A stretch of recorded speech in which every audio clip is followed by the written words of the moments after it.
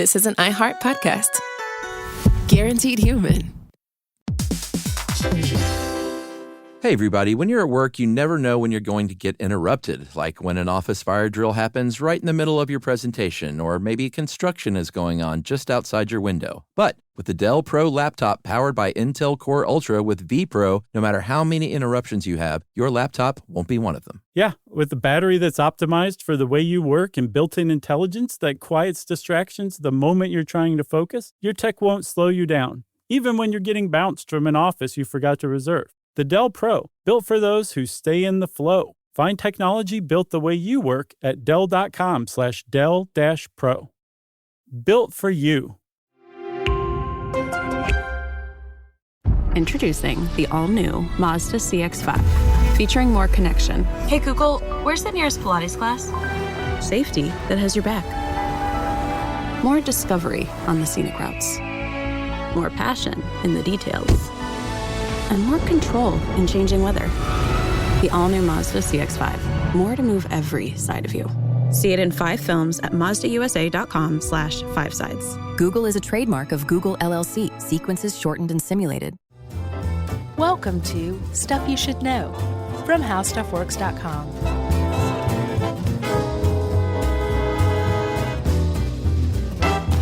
Hola, and welcome to the podcast. I'm Josh Clark. There's Charles W. Chuck Bryan. There's Jerry over there.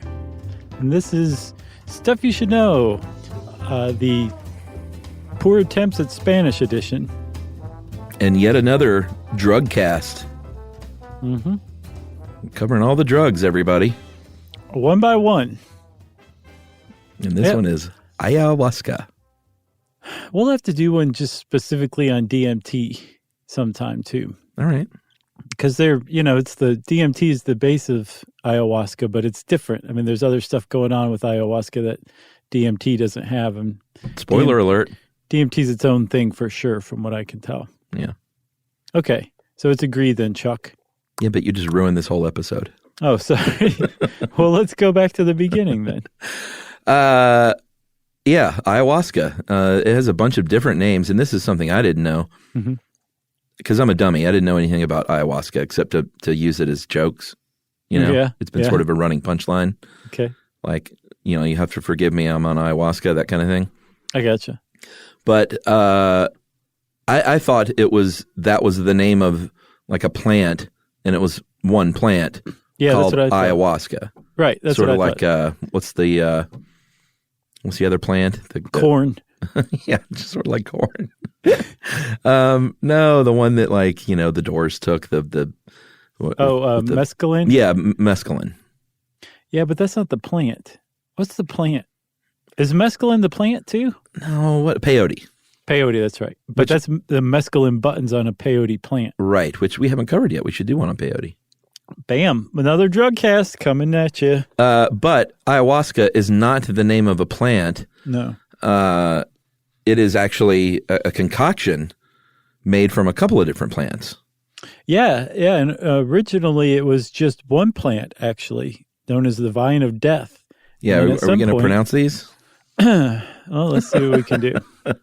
Okay. You did the time-wasting throat clear. I know that move. It's stalling. So if you go and drink ayahuasca today, you're probably getting one that's a combination of a plant called Psychotria viridis. Mm-hmm. I think I got that. And a vine known as Banisteriopsis caapi, Caapi. So Psychotria viridis and Banisteriopsis. Man, there's a lot of letters in that one. Yeah, but it's pronounced like it looks. Yeah, though. Banisteriopsis. You got it. All right. Caapi. Right. And that one, the second one, the caapi is the vine, correct? Mm-hmm. That's the OG ayahuasca ingredient. Right. The vine of death. And this is, I guess we haven't even really said, we've danced around it. It is a drug concoction that they have been taking since who knows when, but since before Europeans arrived in the New World. Sure. A long, long time in South America. Yeah, and specifically, they think it may have originated among the Napo-Runa tribe in Ecuador. Right. But it's spread throughout the Amazon basin. And today, if you are a well-to-do tech worker who makes your way down to South America, you're probably going to go to Peru to check out your ayahuasca trip. Yeah, this became a thing, weirdly, in Silicon Valley. If you were a young, rich entrepreneur in Silicon Valley that has a couple of hit apps on your hand, it became a thing to throw on your hoodie and travel to South America to take part in an ayahuasca ceremony. Yep. And I'm not sure. I mean, I guess I know what happens is one dude does that and then says, "Bro, you got to do this." Right. A late night conversation at Burning Man opens the floodgates. Absolutely. That's how it went down. And then before you know it, it's a thing. Right. You know, there's some kids in Silicon Valley being like, wait a minute, are they making fun of us right now? Yeah. And then they feel that hood that they've never even put over their head itching their neck. And they're like, oh, stupid stereotypes being true. Oh, man. At any rate, ayahuasca. Yes. So it did start out as a traditional thing, but there's the whole popularity that grew among Westerners traveling down to South America for whatever reason. I'm sure for vision quests, for fun, a drug they hadn't tried yet. Who cares? There's a lot of reasons that people travel down to South America to partake in this. Certainly most of them not nefarious or dumb. Probably a lot of the reasons were great. But the influx of Westerners and Western money has radically altered ayahuasca and the ceremonies and rites and the people who perform ayahuasca ceremonies just over the last 10 or so years, dramatically. Yeah, one might even say that the Western white man has ruined the whole thing. I think it's been commercialized, but that there are still very much the original or the real deal is protected in many ways by the people who are like, yeah, you guys go drink it over there. We've got our thing going on over here. Yeah. And in fact, there's at least 2 churches in the United States that practice ayahuasca diets that are real deal religions as far as the Supreme Court's concerned, that clearly show that there is real legit ayahuasca ceremonies being practiced throughout the world. I think both of them are from Brazil. Yeah, in 2006, the Supreme Court said that the União do Vegetal, UDV, was a legit religion. They are, in fact, from Brazil, Christian spiritualists, about 17,000 adherents all over the world. And the literal translation of that religion is the union of the plants. Right. So it's like a plant religion. And ayahuasca is at the center of this. Yeah. The other one is a Christian syncretism, which is like Santo Daime. Yeah, that one is like they incorporate not just indigenous Brazilian and South American beliefs, but also some African indigenous beliefs or folk beliefs as well. Like it's a whole very big inclusive pantheon that is centered around visions from ayahuasca and like an ayahuasca sacrament. It's pretty interesting. Yeah, both protected in the United States by law now that this plant concoction is part of their religion. They cannot be arrested for doing this because the legalities of it is technically illegal. It's a little gray whether or not the actual plant is illegal. Is that right? Yeah, supposedly the plants themselves are not illegal. It's the combination or the brew made from them that's illegal. Gotcha.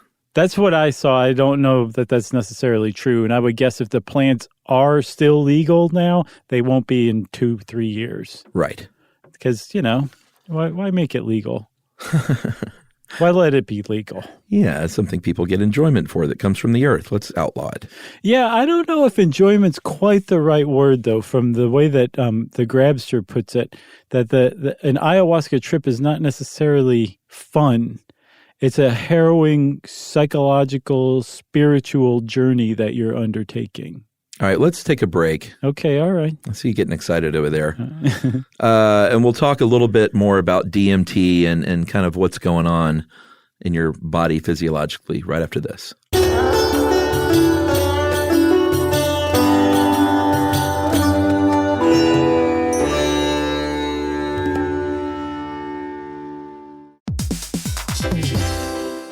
Hey, everybody. I want to talk to you a little bit about Tide Evo because it represents over 10 years of innovation and product development. Tide Evo is a first-of-its-kind technology where tens of thousands of minuscule fibers are spun together to form a 6 times powerful layer packed with scrubbers, brighteners, pre-treaters, and fresheners. And that's going to deliver a breakthrough clean that's so powerful, it feels like magic. Yeah, it is kind of like magic. Tide Evo is revolutionary. A 100% concentrated, waterless laundry tile that's made of compressed microfiber soap layers rather than liquid or powder. And it's not like pods or sheets because it uses 6 layers of detergent fibers to deliver superior cold water cleaning without plastic packaging of any kind. And it provides a mess-free, lightweight solution that dissolves lickety-split. So whenever you run into a laundry challenge, turn to Tide Evo. It's revolutionary. It's magic. Try new Tide Evo. Real laundry magic.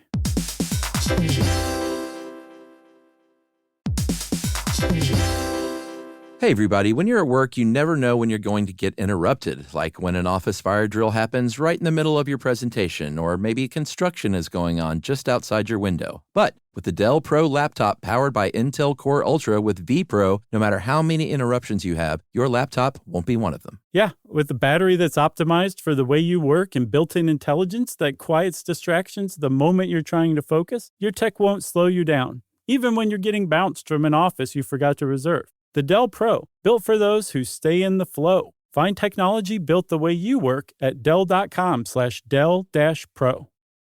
Built for you.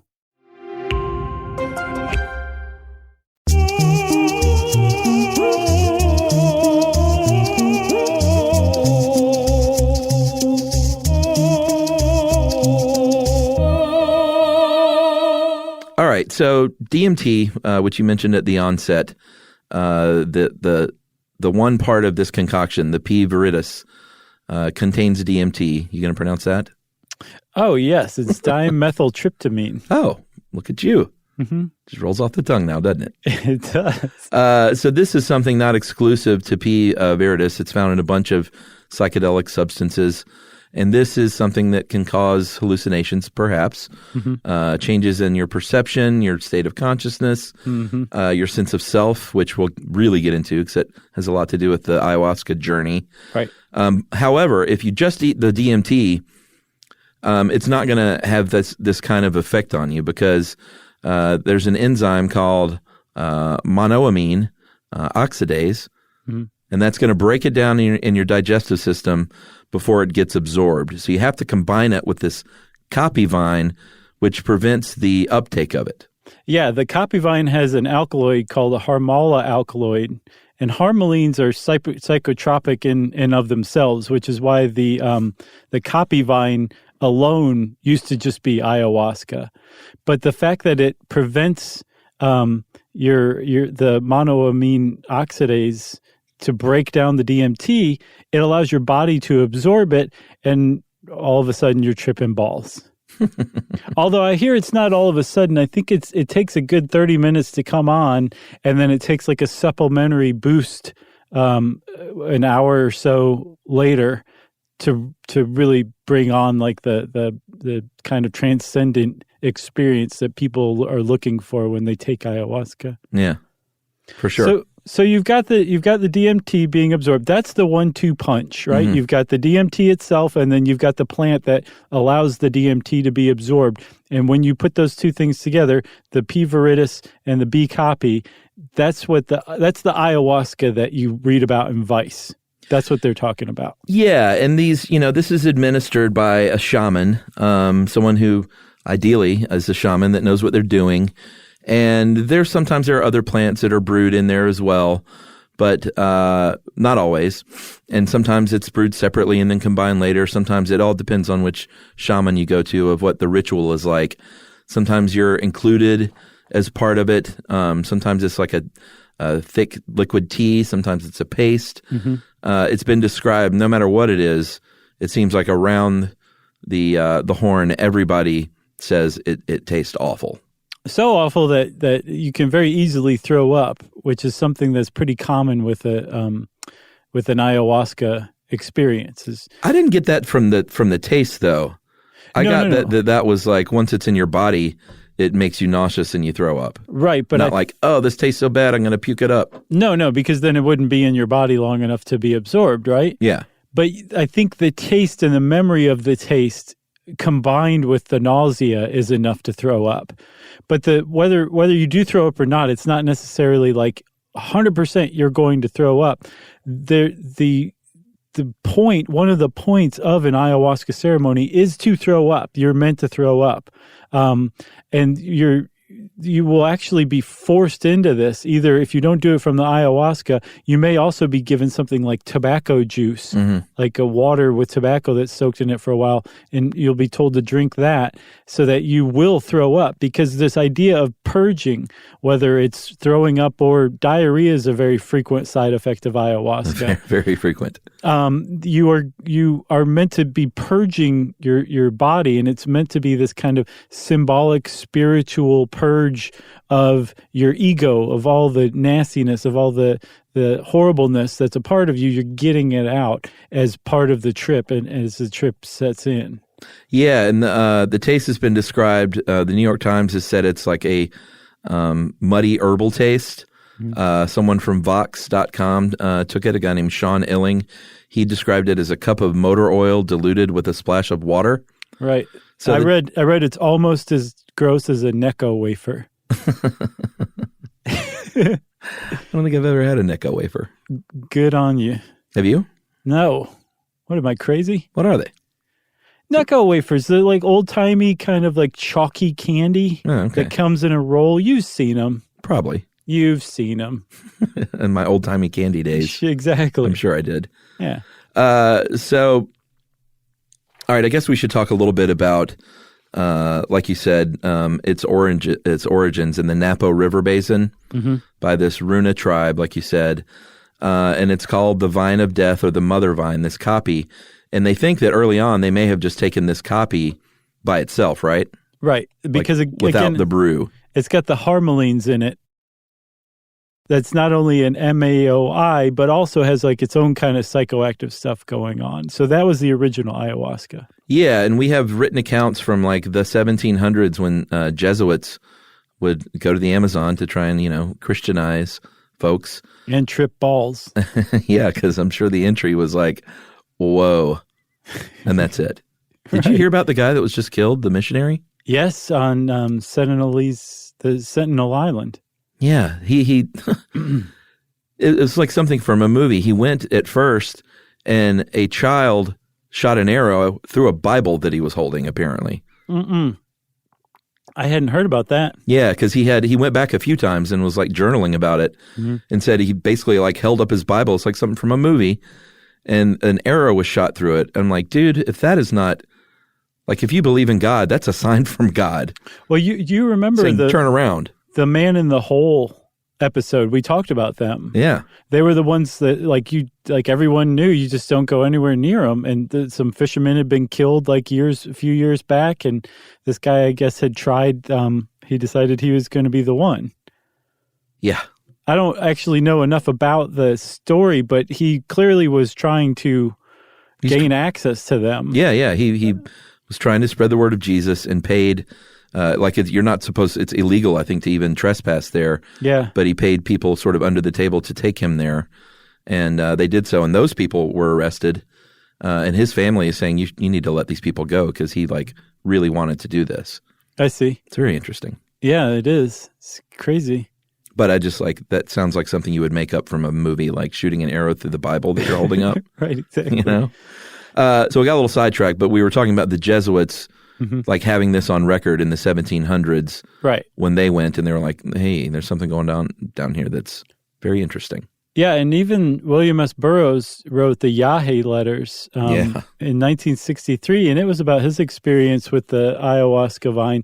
And apparently the practitioners at the time knew well into the 20th century that you could combine it with the P. viridis vine and have a completely different experience. But that wasn't necessarily the point. That was like an optional ceremony you could perform. But the most widespread and traditional ceremony was just the vine of death, right? Yeah. And then at some point, somebody started putting them together and word about this got out. And the mid-2000s is when it just, ayahuasca like kind of hit the public consciousness in the West. Yeah, I mean, in the 60s, of course, in certain, subcultures in America, they knew about it because of William S. Burroughs and people seeking out, things like peyote and all kinds of psychedelic experiences. Mm-hmm. But it definitely was not sort of in the mainstream until, not too long ago. And even still, I think even at the time, it was strictly the harmalines and just the vine that was being used, the copy vine. It wasn't. Somebody started putting it together frequently with the viridis plant, and that's when it became hugely popular. Yeah, so popular now that there is ayahuasca tourism, big time, like going on in South America. And said the central part is Peru's Urubamba Valley. And if you were going down for an ayahuasca experience, like a spiritual quest is the reason you're going down there. Mm-hmm. I don't fault you for that at all. Sure. But you have to understand you have to do your research. You can't just show up in South America and be like, all right, somebody give me some ayahuasca, because there are a lot of unscrupulous and nefarious outfits that have come up to take advantage explicitly of that kind of Western tourist. Mm-hmm. The ill-informed Western tourist who is going to have a horrible, terrible trip and not going to get the spiritual experience you're looking for. So you have to do your research, because there are some legitimate ayahuasca outfits in South America, but they're not going to take you if you just show up down there, and you're going to end up in in a bad situation. Yeah, for sure. So taking part in one of these ceremonies, let's say you do find like a legit shaman who's willing to take your American dollars or whatever, mm-hmm. however you're paying, your gold ingots and trinkets. Mm-hmm. It's still sort of funny. It all goes back to Burroughs with the set and setting thing, right? Which is what he famously preached about any psychedelic experience, is to really put a lot of thought into the set and the setting where you're going to do this, so it goes well for you. So as this concoction is being brewed, like I said before, sometimes you're taking part in this and helping to mash it up and brew the tea. But what they're really trying to do is the whole ceremony isn't just like for show. It's all part of the thing to get you settled in and focused on kind of the right things going in. Like, what do you want to accomplish here? What do you want to find out about yourself? What questions do you have about yourself? Mm-hmm. And really get into that frame of mind as they hand you your puke bucket. Although I would recommend bringing your own. Oh, yeah, I hadn't thought about that. I would not want a reused puke bucket. Good Lord, I hadn't even considered that. No, it'd be BYOB for me. So, I can just totally see how as a Westerner, you would just be like, come on, we don't need the ceremony stuff. Let's just give me the good stuff. Right. But that, like you said, that's the point, is to ease you into it, to get your mind and body prepared for this enormous trip you're about to go on. Because if you just get dropped right in the middle of it without any kind of preparation or without any kind of assistance, you're going to lose your marbles pretty well. Yeah. So that is a big part of going on an ayahuasca journey is having somebody who's competent, trained, and empathetic and willing to stay there with you, to prepare you, to stay with you, to keep an eye on you. You need to be monitored. You can't be up and like just running off into the jungle by yourself because terrible things are going to happen to you in that situation. And then to help you afterward as well. And from some of the preliminary research that's starting to come in, if you undertake an ayahuasca journey, I guess is the best word I can come up with, under the right setting, under the right guidance, with the right support, both pre, during, and after, it can have profound effects on your spirituality and your sense of connectedness to the universe. It can also possibly help you with diagnosed mental illness as well. Yeah, we'll get to the illness part, mental illness part at the end, but just your standard sort of truth seeker, let's say. Okay. It's very much tied into like what in ideal conditions in like the 60s and 70s with the LSD, well, I guess beyond, but the LSD experience, in that there was a lot of talk in the 60s about the ego, and every hip musician in the United States talked about stripping away the ego, from Brian Wilson to the Mamas and the Papas to Neil Young. Is stripping away that ego of yourself, basically, which means kind of getting outside yourself to the point where you're not looking at the world around you and how it affects you, but there is no you. There is no. It's a loss of self that's so profound that you can only see the world and people around you as they exist in reality. It's a pretty sort of deep, trippy thing to try and describe in words on a podcast. But I think that's sort of the general thing is washing that ego down to where it's not around anymore, and you get like a true sense of the world around you. Right. Like maybe for the first time. Yeah. The ego in and of itself isn't a bad thing. Like they think that it developed among animals as that's your sense of self-awareness. That's the thing that leads you to want to preserve your own life, to get away from danger, to realize that like you can die because there is a you, right? It's a very basic thing. The problem is in humans, as we've evolved, our ego has also evolved, and it can get to a point where it's unhealthy. It's kind of toxic. It can help you develop bad relationships. People don't want to be around you. It can also affect your self-esteem if your ego's underdeveloped. There's a lot of problems that can go wrong with the ego. And so a lot of people who prescribe psychedelics to deal with that kind of thing say psychedelics strip away the ego.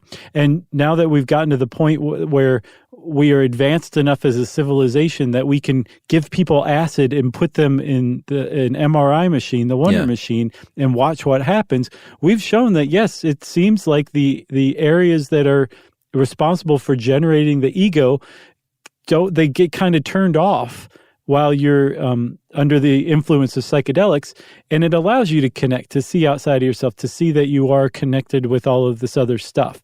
So this whole ego depletion or ego stripping, it's a major component of not just ayahuasca, but all psychedelics. But it's a big reason why people undertake ayahuasca journeys again. I love it every time you say that. But get this, there was something I hadn't realized before, Chuck. So that from those MRI studies, they found that there's something called the default mode network, which is the thing that keeps your body humming and it's the part of your brain that's going while you're not thinking, right? And they found that when the default mode network is suppressed and your frontal cortex is activated, that's when it seems that your ego is at the least. It's when your ego's turned off and you're free to connect with the universe or whatever, right? Yeah. Well, that default mode network is a very primitive part of our brain. It's a very primitive system of our brain. And it kind of suggests in a way that the loss of ego is something that we may eventually evolve to. Oh, wow. Isn't that cool? Yeah. Because if your frontal cortex is what's being activated and your default mode network is inactivated, that's like your ancient brain and your evolved brain. One's activated and one's suppressed, and your ego's gone. That says to me, like, well, yeah, if we keep evolving a frontal cortex, I wonder if we'll lose our ego at some point, or at least it'll be radically altered. Interesting. I thought so too. Yeah. So what can happen, like any sort of psychedelic trip, it's going to be completely singular to the person that's doing it. There is no across the board sort of sweeping statements you can make, but you strip away that ego and anything can happen from feeling more connected to the universe or the earth or the tree you're leaning against, or maybe the father that passed away when you were a child that you didn't have a relationship with, or the loved one that you currently have a toxic relationship with. You can feel sort of a not imaginary, but it is in your mind, but a bond in that they're not like right there in front of you. Just new understandings of relationships that may be complicated or toxic in your life. Right, exactly. Like you're seeing them in a different way because of that ego loss. Yeah. Yeah, I think that's fascinating. And like you said, it is a symbolic death of the ego, which is why that vomiting is important. Like in theory, I guess you're vomiting up that ego, and then it's go time.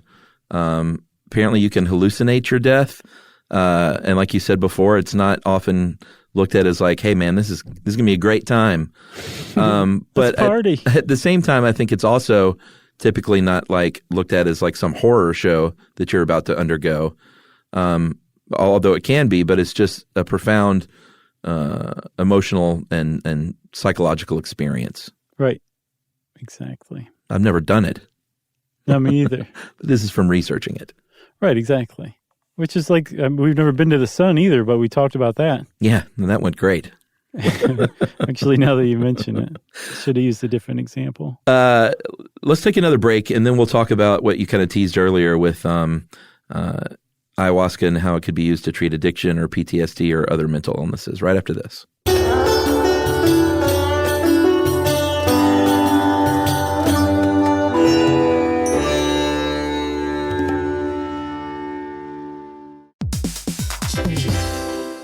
Hey, everybody. I want to talk to you a little bit about Tide Evo because it represents over 10 years of innovation and product development. Tide Evo is a first-of-its-kind technology where tens of thousands of minuscule fibers are spun together to form a 6 times powerful layer packed with scrubbers, brighteners, pre-treaters, and fresheners. And that's going to deliver a breakthrough clean that's so powerful it feels like magic. Yeah, it is kind of like magic. Tide Evo is revolutionary. A 100% concentrated, waterless laundry tile that's made of compressed microfiber soap layers rather than liquid or powder. And it's not like pods or sheets because it uses 6 layers of detergent fibers to deliver superior cold water cleaning without plastic packaging of any kind. And it provides a mess-free, lightweight solution that dissolves lickety-split. So whenever you run into a laundry challenge, turn to Tide Evo. It's revolutionary. It's magic. Try new Tide Evo. Real laundry magic.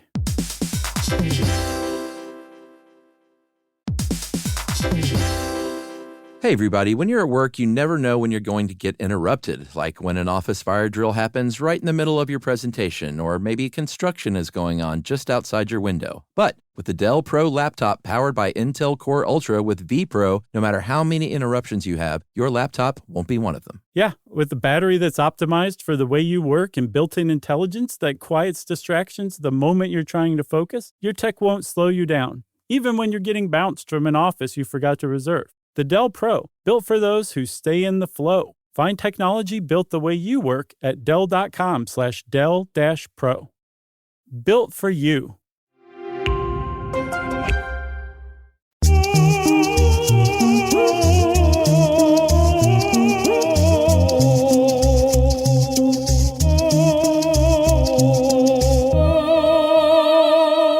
Okay, Chuck, so we're back and we're talking about using ayahuasca as a tool, like taking that experience of being outside of yourself, of connected to the rest of the universe, of reevaluating your life in a lot of ways, to cure mental illness. And one of the things that it's been, I guess some studies have actually shown, like, no, this actually works, is to treat addiction. Whether it's cigarettes or booze or drugs or whatever, that you can undergo an ayahuasca ceremony, people have come out on the other side like, I'm good, I don't need the cigarettes or booze or drugs or whatever. Yeah. And one of the suggestions for what's going on with this that I saw is that you are actually healing the psychic damage that's causing you to self-medicate in the first place. Right. Something probably from your past. Mm-hmm. And then so you, without that need to self-medicate, you don't have necessarily the desire to drink or smoke cigarettes or whatever that you used to, which is a different model of addiction that's kind of starting to gain a little bit of traction, but is also very controversial because it makes it sound like addiction is a choice. Right. Like you're self-medicating, you're choosing to do all those drugs and like throw your life away because of some psychic trauma. But there does seem to be a camp in medicine that is saying like, this actually might have legs. It kind of makes a lot of sense. And from what I can tell, those ayahuasca studies kind of are a check mark in that view's favor. Yeah, and I think that can work in conjunction with the other piece, which is removing that ego, even if it's for how many hours that you're undergoing this trip, could just simply disrupt that. You know, you often hear about addiction being like this sort of cycle, like a cyclical thing.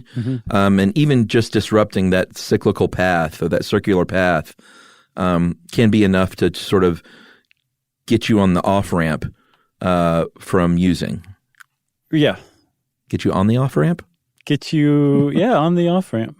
Yes. That's what you said, right? Yeah, and then eventually off that off-ramp onto a nice, chill side street. Yeah, and then maybe a nice drive into the country, past a few cows, and then sleep. Yeah. I had a therapist one time that talked about getting off of the highway. It was a metaphor that actually worked for me, but like choosing to get off the highway when certain things were happening. And sometimes something that simple is just kind of clicks in. You're like, oh, if I notice something's going on, I'm speeding down that highway toward the badness. I can just get on that exit ramp, and now I'm in my neighborhood. Now I'm hanging out with cows in a nice bucolic pasture. PTSD is another, specifically, I think a lot of times with military PTSD, they've been, using psychedelics more and more, and ayahuasca is no stranger to this treatment. And while it is not a magic pill, they are doing some studies on this, and it seems like, and like with all these, it's tough to get funding for these kind of studies sometimes, but it does seem like it's gaining more ground in the medical community to try out these kind of experiments. Well, they're trying like hell to get some of these studies underway in the United States, but because ayahuasca is considered a Schedule I drug, which is the worst, most nefarious drugs of all, they can't. I don't think there's been a single study in the U.S., but fortunately, they can just go down to South America and do the best they can with some of the ayahuasca centers that are down there. And again, there are some legitimate ayahuasca centers that take Western tourists for ayahuasca journeys. And some groups are going down there to partner with those centers to study people. Some of the people they're trying to study are PTSD patients.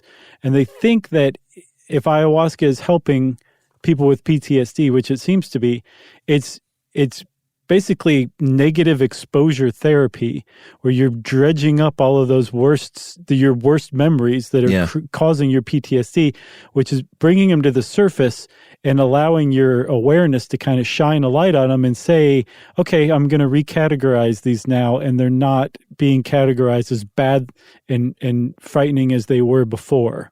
It's not as traumatic as they were originally categorized. Yeah, and specifically in this study that you're thinking about is, or talking about, is combat veterans suffering from PTSD, and it's the Temple of the Way of Light in the Amazon has partnered with a group in Spain and the UK, the International Center for Ethnobotanical Research and Service in Spain, and then the Beckley Foundation in the UK, and they're treating close to 600 combat veterans a year, and it says it's the largest psychedelic study ever undertaken. So, oh wow, yeah, it's really interesting. Yeah, I know that they're using MDMA to treat PTSD as well. And then I can't remember the name of that one treatment, but remember you like follow a pen with your eyes while you're going over your worst memory, and it recategorizes the memories as less scary. Oh, I don't remember that one. Yeah, I can't remember what we talked about it in, but that apparently works really well too. So without the vomiting. Right. That's a big part of it though, my friend. Just bring your own bucket. Problems with ayahuasca. It is not generally toxic, and you would have to take so much ayahuasca, sort of like when we were talking about marijuana, like, is there even a lethal dose? Can you even say that? Because the lethal dose apparently for ayahuasca is 20 times what you would normally take in a typical ceremony. Mm-hmm. And as the Grabster put it, or he might have been quoting someone, but it's could anyone even choke this much of that down? Right. Like, probably not. Is that even possible?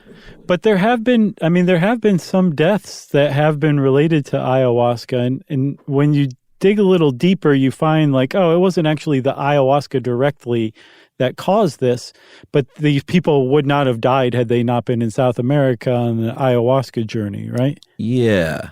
That's a good way to say it. There's this one guy who died in, I believe, 2014. He was an American. No, he's British, I'm sorry, and his name was Henry Miller. And he died on the way to the hospital because he'd gone kind of non-responsive. And the Ayahuasqueros, yeah, I said it, that took him to the hospital, had him on a motorcycle. He fell off the motorcycle and died of a head injury on the way to the hospital. So it wasn't the ayahuasca that killed him, but he wouldn't have been on the motorcycle in the first place had he not been on this ayahuasca trip. So the shorthand and the headlines is a man dies from ayahuasca. Yeah, there have been some other cases where like people would be having a bad trip and maybe attack someone else, and that would lead to like violence or death. Mm-hmm. Or just this year in 2018 in Peru, an 81-year-old shaman woman was shot and killed. And then a Canadian man was murdered for revenge for that killing. Yeah. But supposedly this had nothing to do with like being under the influence, but it was some sort of dispute that happened during this whole conflict. Yeah. The woman was named Olivia Arevalo, and she was the spiritual mother of Peru's second largest indigenous tribe, the Shipibo Conibo. And this Canadian guy named Sebastian Woodruff shot and killed her, allegedly because her son owed him money. He was there to learn ayahuasca, and I guess he didn't feel like he'd gotten his money's worth. So he killed her. He killed this woman, the shaman, the spiritual leader of the second largest tribe in Peru. And he was Canadian? Yes, yeah, I know. It's surprising. Not a very Canadian thing to do. No, it really wasn't. But the whole thing really revealed the problems that have been developing from this ayahuasca tourism. First, this guy was down there and wanted to learn about ayahuasca so he could take it back to Canada and appropriate this culture. That was problem one. Two, he didn't get his money's worth, so he shot and killed the woman who was supposed to be teaching him. It's a big problem as well. But then also between the ayahuasqueros and the practitioners who are hosting these tourists, and then the governments of the countries that they're hosting them in, there's tensions there as well. Because this village said, there's police everywhere. The police never come here. Yeah. But then a Canadian man goes missing, and now our village is overrun with police. Like, what's going on here? So there's a lot of tension that's being... There's a lot of simmering tension that's being heated by this Western ayahuasca tourism. And it's kind of largely in part because it's unregulated, but also because a lot of people going down there don't have respect for what they're doing. Right. And then also a lot of the people who are popping up as ayahuasqueros don't have any respect for what they're doing either. So the respect that's been given to this tradition for so many hundreds or thousands of years is being lost. And then on top of that, the ayahuasca that they're drinking is so wildly more potent than what it traditionally was all those hundreds of thousands of years. You know, the Jesuits' version of ayahuasca. That's really kind of, I think, fueling this kind of recklessness that's becoming part and parcel with ayahuasca use down in South America. Yeah, because some of these areas are poor, and so all of a sudden it becomes a hip thing for Westerners with money to come down there with cold hard cash, and then, like you said, they're appropriating their culture, so that's one strike. But then to appeal to these people, all of a sudden they're not as like, we don't want to freak people out maybe by being too traditional. So we're going to westernize our own methods a bit. So, and let's get a website going. And then we'll be the go-to for when they come down here. So then they're undermining their own culture. And it's just sort of becoming a big mess, it sounds like. Yeah, and again, I think like if you're going down there, like whether you're Western or Asian or whoever you are, if you're going down for a vision quest, that's not what's being brought out as the fault. The fault is if you're going down there because it's hip or because you just want to party or because a friend did it. Yeah. And you're not being respectful of it, then that's where the issue seems to be arising from. Yeah. Ayahuasca. You got anything else? Oh, yeah, there is one thing that we didn't cover that can happen because the copy vine is a MAO inhibitor. There's a lot of other things that can actually kill you that are pretty normal, like interactions. You can have drug interactions with things as normal as chocolate. Yeah, because the monoamine oxidase typically breaks these things down. And if it's being inhibited so that the ayahuasca can work its effects, if you eat chocolate, you're toast. Yeah. And one of the other things that it can do is the MAOIs prevent your serotonin from being taken up. And that's how DMT acts on the brain. It goes into where serotonin receptors normally fit and just says, let's party, right? Yeah. So with all this extra serotonin floating around, if you also happen to be on an SSRI, a serotonin reuptake inhibitor, you've got too much serotonin, you can go into what's called serotonin shock. This is where the diarrhea comes in. That's one of the symptoms of serotonin shock, but that's one of the mild symptoms. You can also have seizures. Your heart can also stop, and you can die from having too much serotonin flooding your brain. So that is a direct way you can die from ayahuasca, but it's not from the hallucinogen the aspect of it. It's from the MAOI. So when they show up from the Silicon Valley, and they say they're translating, and they're like, "Hey, bro, he wants to know if you've had anything in your body," and then you're like, "No, just my Celexa and a wolf down a Toblerone on the way over. I'm good. Right. Let's do this. Yeah. We'll skip the ceremony. Just let me drink that stuff." Right. You just you mash the shaman's face out of your way, like, get out of here. Just give me that. Now I know why we haven't been selling tickets in Seattle so much. Oh no, Seattle we love. That's not Silicon Valley. Oh, that's right. We love San Francisco too. We love all people. We love all of you, everybody. We love all potential ticket buyers. Our egos are down in the pits. Yes. If you want to know more about ayahuasca, man, do some research. There's a lot of it out there, so do it. And since I said that, it's time for listener mail. Yeah, I'm going to call this short and sweet, but we did get an answer to something. Remember in the Fire Twux episode, you could not remember that game. Mm-hmm. And we got everything from Sim City to... Civilization? Yeah, none of them were right. But our friend, our new pal, Mike Mangoba, says this. Guys, I just listened to the Fire Twux episode. And also shout out to two things. All the people who wrote in and spelled it Fire Twux. Yeah. And then off. all the firefighters. We heard from a lot of firefighters. And every single one of them said, yep, it's chili. Josh did not overstate the chili thing. Yeah, and they were all very nice and said, you guys got most of this right. Anytime it's something really specific like that, we're going to get some stuff wrong. Mm-hmm. But they were like, you guys did a good job. And one of them even had a joke that said, if you're at a party, how do you know if there's a firefighter there? And the answer is, oh, don't worry, they'll tell you. That was from a firefighter. Nice. So I guess they have a sense of humor about it. So anyway, guys, listen to the Fire Twux episode, and he talked about the old game that burns buildings to the ground if you don't have a fire station. And that game is called Pharaoh. Yes. Pharaoh. Yep. Pharaoh. Yep, you're building an Egyptian civilization. Yep, and he said it's an expansion game. The expansion game is called Cleopatra, and it was one of my favorite games, which I still play today. Keep up the chatter, Mike Mangoba. Thanks a lot, Mike. That's exactly what it was. I never in a million years would have remembered that, but it was indeed. Gobes. Is that what we're calling him? Yeah. All right. Thanks a lot, Gobes. Well, if you want to be like Gobes and rescue us by reminding me of something I can't remember what it was, or just correcting my syntax, you can get in touch with us. We're all over social. You can find those links at stuffyoushouldknow.com, and you can just send us an email. Wrap it up, spank it on the bottom, and send it off to stuffpodcast@howstuffworks.com.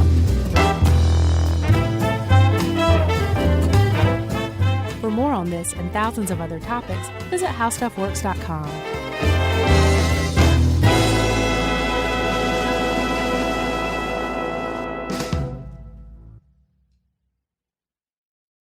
Geico presents a 30-second podcast between your podcast. Today's story is shared by one of our listeners. It's called Betrayed by Bill. It was in that moment I caught who was staring back at me in betrayal, or more like what? My insurance bill. With trembling hands, I grabbed my phone and switched to Geico, saving about $900 in the process, and never to be betrayed again. Now that was bloody riveting. It feels good when the story ends with savings. It feels good to Geico. Hey, quick question for the parents listening right now. When's the last time your kid asked for something and you actually felt good saying yes? Because lately, a lot of families have been hearing the same thing. Can I have Lingo Kids, please? And here's the thing. Lingo Kids is the #1 entertainment platform for young kids with more than 4,000 interactive games, songs, and shows. Astronauts, wild animals, superheroes, dinosaurs. It's literally everything kids love all in one place. So when they ask for it, you can actually feel good saying yes. Download Lingo Kids for free and start exploring today, or unlock even more amazing content with Lingo Kids Plus. And if you go with the yearly plan, you can save up to 60%. Just search Lingo Kids in the App Store or Google Play. Lingo Kids, everything kids love. This is an iHeart podcast. Guaranteed human.